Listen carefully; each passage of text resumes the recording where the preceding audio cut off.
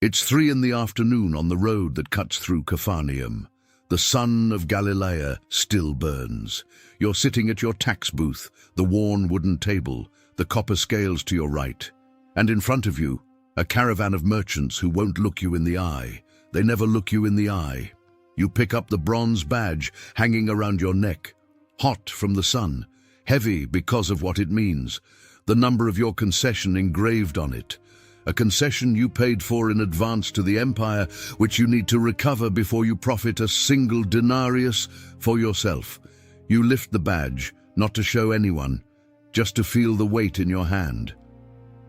The caravan leader looks away. He pretends to study the dust on the ground. You order everything opened on the ground. Bales, amphorae, baskets covered in dark cloth. They obey without speaking. You inspect, you calculate, you charge. The caravan leader sighs loud enough for you to hear, but soft enough to deny. You record the amount, he pays, they take their things and leave without a thank you.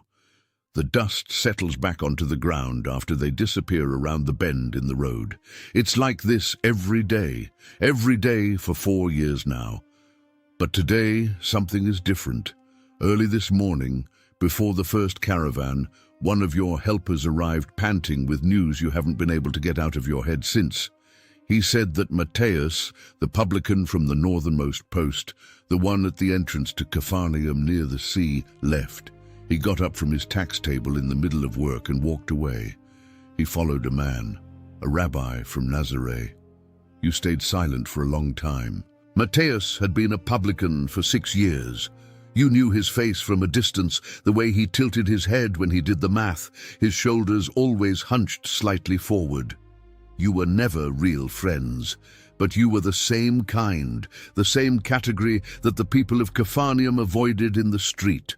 You knew what he was, you knew what you were, and now he's gone, and you're here, holding the bronze badge, staring at the dust on the road where the caravan vanished, and feeling something you didn't expect to feel. It's not surprise, it's envy. But to understand what's weighing on your chest right now, you need to understand who you were before this table, who you were when you still entered the synagogue. You were born in Capharnaum, a fisherman's son, like almost everyone in this town on the shores of the Sea of Kinneret, the lake the Romans called Tiberias.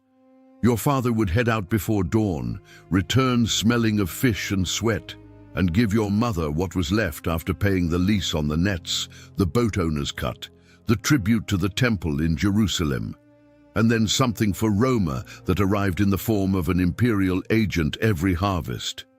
The numbers never added up, but they never added up for anyone. You grew up understanding that being poor in Galilee in the 1st century wasn't just about not having money. It was being trapped inside a machine with 20 layers of collection on top of you. The Romans wanted a share. The temple wanted another. The boat owner took a piece of what you caught.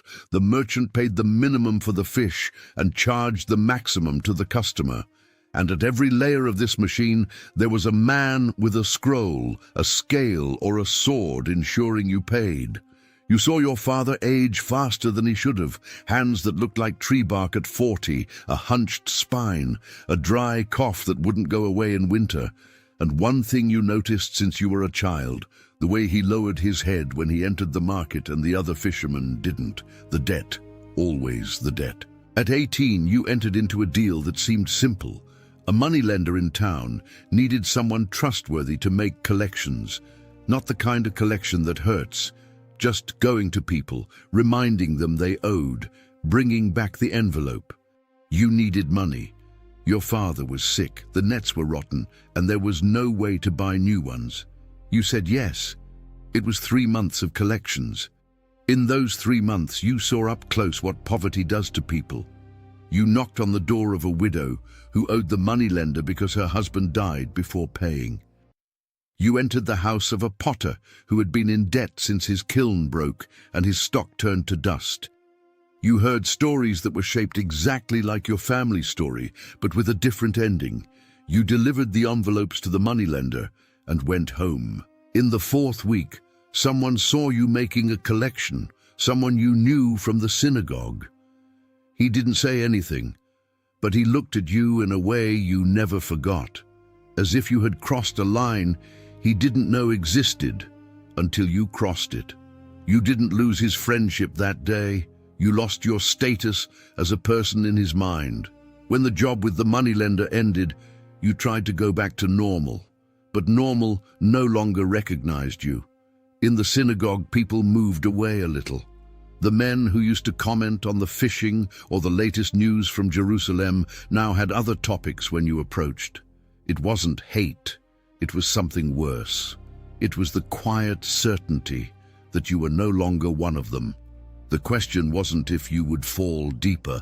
The question was how long it would take. 2 years later, the tax collection for the southern stretch of the Via Maris was put out for bid by the prefect of Herodes Antipas. Whoever paid the most for the right to collect kept the post for 3 years. You scraped together everything you had and still owed at the end. But you won the bid, the Via Maris, the Way of the Sea, the busiest trade route in all of Galilee, linking Damascus to the Mediterranean. Every merchant who passed through, every shepherd moving a flock to sell, every caravan of spices or cloth or dried fish had to stop at your post and open their bales on the ground.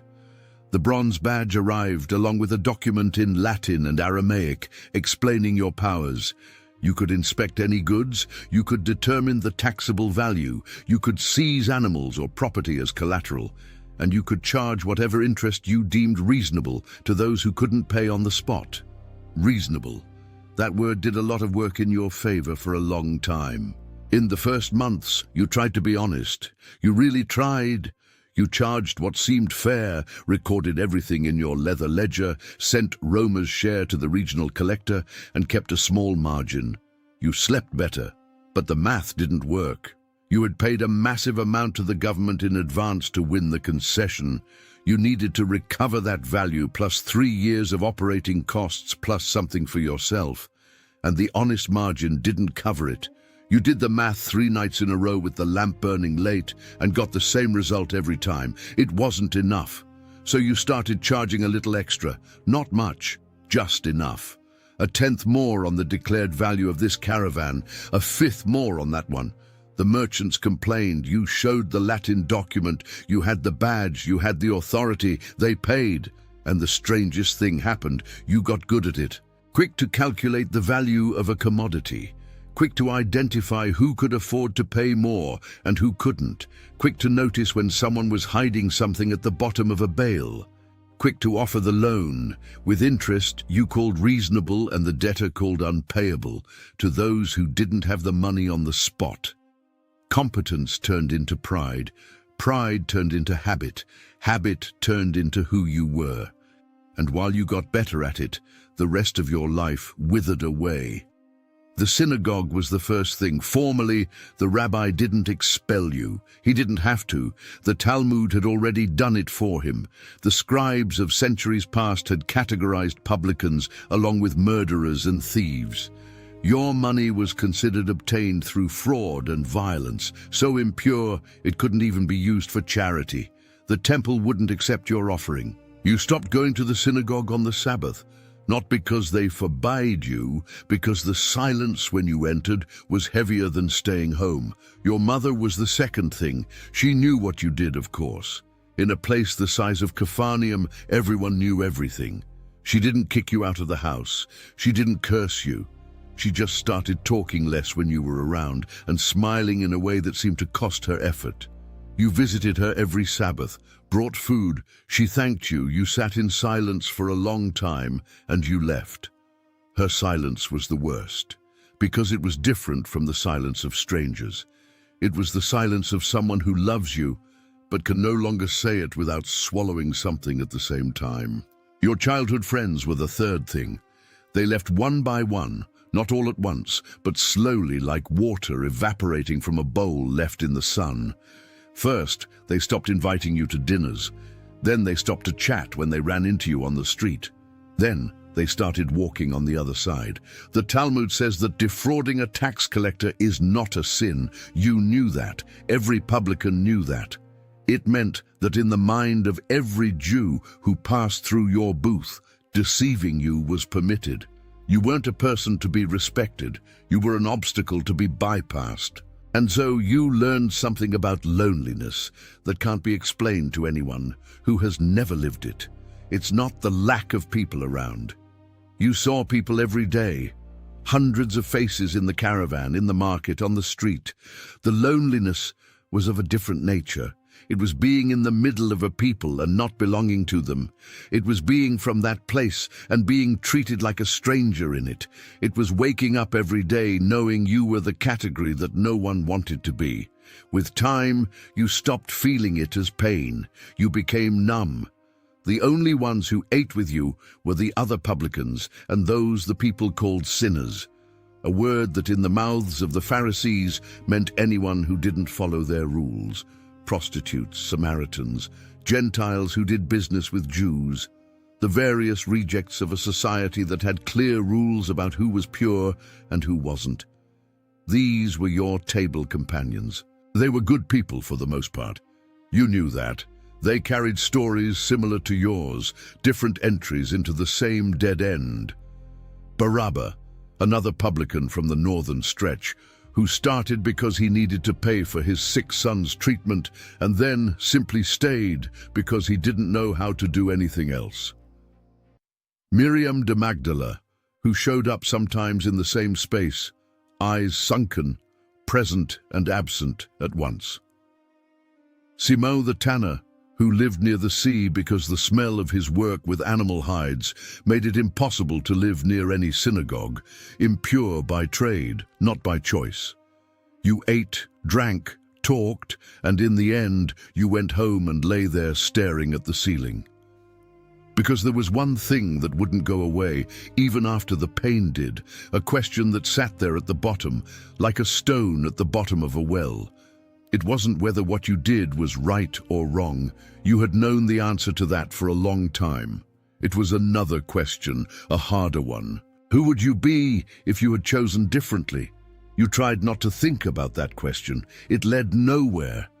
The door you entered didn't open from the inside anymore. Then came the news about Matthias. You stayed quiet the rest of the day. The caravans came and went. You charged and recorded, and the bales were opened on the ground and closed back up. Everything as always, but you had the news of Matthias in your head like a grain of husk stuck between your teeth. What had this rabbi said to him? What could anyone say to a publican that would make him abandon his table in the middle of work? You had heard about this man before. Yeshua, son of a carpenter from Nazareth. He had been traveling through Galilee for a few months with a group of followers, teaching in the synagogues, healing sick people, saying things that made the Pharisees furious. The Pharisees got furious easily, so that wasn't necessarily a sign of anything important. But there was one detail you had heard that didn't fit with any rabbi you knew. He ate with publicans, not by accident, not by oversight, intentionally. He went to their houses, sat at the table, ate, talked. The Pharisees had gone to him to complain about it personally, in the way Pharisees complain about things, which is with a question loaded with condemnation. Why do you eat with sinners and publicans? And this man had answered, those who are healthy don't need a doctor. It's the sick who need one. You had thought about that answer for a week when you first heard it. Doctor, he hadn't said it to insult, he said it because, and it took you time to accept this, he really didn't see you as an enemy. He saw you as someone wounded. No one in years had seen you that way. Everyone saw you as a category. The Pharisees saw you as impure. The merchants saw you as an obstacle. Your mother saw you as shame, carried with love. The other publicans saw you as a mirror, which is sometimes the most depressing thing of all. This man saw you as a sick person who needed care. You stand at the post for a long time after the sun begins to set. The caravans stop passing. The road becomes empty. The heat yields a little. You pick up the leather ledger where you record every collection of the day, run your finger over the lines of Aramaic text, the names of the goods, the values, all very real, all very concrete. On the other side of the road, there is a group of children playing near a stone house. They pass in front of your post without looking. You exist to them as a post or a large rock exists, something to be bypassed without much thought. You think of Mateus. You think of his face, those hunched shoulders. You think of what he must be feeling now, walking with this group, knowing he left the money behind, that the concession will go to someone else, that he no longer has the security the post provided. And you think about what he gained. You don't know what it is, but someone saw him. In the following weeks, you start looking for this rabbi without admitting to yourself that you are looking. You hear stories in the streets. He spoke about a father who ran to hug the son who had thrown his inheritance away. He spoke about a sower who planted in bad soil, but also in good soil. He spoke about a Pharisee who prayed, thanking God for not being like the publicans, and a publican who stayed at the back of the temple without even daring to lift his eyes, beating his own chest, saying only that he was a sinner. And he said that this second one went home justified, not the first. You heard this parable from others in a marketplace conversation, and you stood there with the whispers of others passing around you like wind, and you felt something you hadn't felt in years, being seen, not absolved, not judged, seen. On a Friday afternoon, just before the Sabbath, you close the booth early. You don't usually do that. The concession doesn't forgive a day off, but you close, put away the ledger, hang the bronze badge on a wooden stake inside the tent, and walk through the city. You know this man is in Capharnaum today. You heard it this morning. You don't have a plan. You don't have a speech prepared. You don't know what you're going to say or what you're going to ask. You don't know if you'll have the courage to get close or if you'll stop on the other side of the street like most people you know do with you. You just walk. The city smells like bread being baked and fish being salted and the Sea of Kinneret bringing wind from the north. There are people in the streets preparing for the Sabbath, women returning from the well, men closing up shops. Everyone has a place. Everyone knows where they are going. You stop at a corner. There's a group gathered around a man sitting on a high stone. You can't see his face from where you are, only his hands moving as he speaks, and the people around listening the way people listen when they are really listening, not the way they pretend to listen to a Sabbath sermon. You stand there for a while, then you take another step. The man continues speaking. Someone in the group notices you arriving. You wait for the look of disapproval, the subtle distancing, the space that opens when you approach. It doesn't happen. The people around simply continue listening. And then the man stops talking. He looks in your direction, not at the crowd in general, at you specifically. That look of someone who was waiting for you without having invited you, who recognizes you without ever having seen you. You don't know what to say. He doesn't seem to need you to say anything yet. And in that moment, standing on that corner in Capharnaum, with the sun almost vanishing behind the hills, you understand something that 4 years of tax collecting hadn't taught you. The heaviest thing wasn't the bronze badge on your chest. It was the certainty that what you had become was all you were ever going to be. And that certainty, in that instant, wavered. 3 days later, you walk the same road as always, the Via Maris. The dust, the heat, the bales open on the ground. But today something is different. Today a young man of about 22 is sitting at Mateus's post. Tense shoulders, hands that don't yet know where to place themselves, a new bronze badge without the marks of use that yours has. He looks at the approaching caravan with a mix of determination and fear that you recognize as if it were your own face 4 years ago. You pass by the road without stopping. He will learn. He will learn to calculate fast, to identify the valuable goods at the bottom of the bale, to offer the loan with that tone that isn't exactly a threat, but is nonetheless. He will learn to swallow the silence of the synagogues. He will learn to only eat with his own. He will learn the weight of the badge, unless someone stops, unless someone looks at him before the shell hardens too much. The question isn't whether he will lose himself inside the system. The question is whether someone will get there before the system finishes the job. You hold that thought, and keep walking.